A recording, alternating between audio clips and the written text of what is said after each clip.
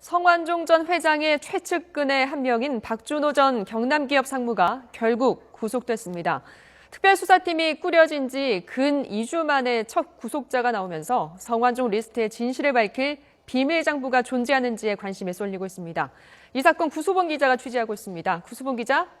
네, 서울고등검찰청입니다. 네, 박준호 전 상무 결국 구속됐습니다. 검찰이 후속 수사를 이어가고 있죠?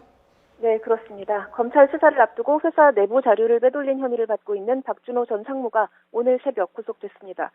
검찰은 박 전 상무가 빼돌린 자료 중에 기자금 조성과 사용처 등이 기록된 장부가 포함됐을 가능성에 주목하고 있습니다. 그런 만큼 구속된 박 전 상무를 상대로 빼돌리거나 없앤 자료의 내용과 은닉 장소, 또 증거를 인멸한 이유 등을 집중적으로 캐묻고 있습니다. 성완종 전 회장의 또 다른 측근인 수행비서 이용기 부장도 긴급 체포된 상태인데요.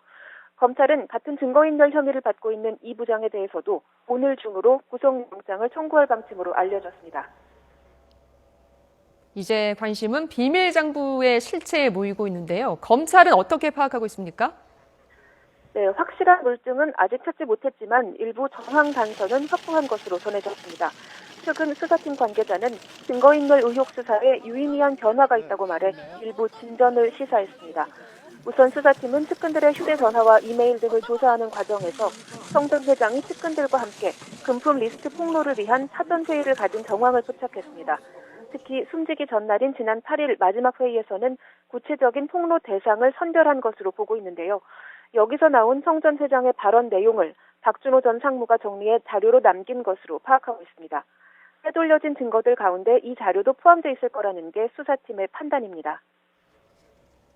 네, 특수수사팀이 가동된 이후 두 번째 주말입니다. 이틀 동안의 검찰 수사, 새로운 인물이 소환이 될런지 어떻게 진행이 될까요? 네, 사실 이번 수사는 나름의 한계를 안고 시작했다는 분석이 많습니다.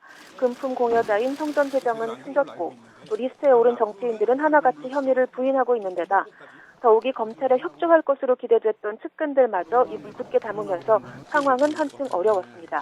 하지만 일부 측근들이 금품 전달 사실을 진술하고 또 이들을 상대로 한 정치인들의 회유 정황 등이 포착되면서 검찰 수사는 점차 속도를 내는 모습입니다.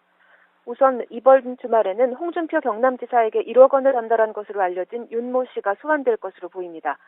윤 씨는 홍준표 경남지사 측근들에게서 회유 연락을 받고 이 대화 내용을 녹취해 검찰에 제출한 것으로 전해졌습니다. 수사팀은 그간의 진술과 자료 등을 통해 해당 정치인들의 소환 순서도 거의 결정한 것으로 파악됐는데요. 관련 진술과 증거가 가장 많이 나온 홍준표 지사나 이완구 총리가 첫 대상이 될 가능성이 높습니다. 리스트에 오른 정치권 인사 가운데 과연 누가 검찰청사 앞 포토라인에 가장 처음 서게 될지 관심이 쏠리고 있습니다. 지금까지 서울고등검찰청에서 YTN 구수본입니다.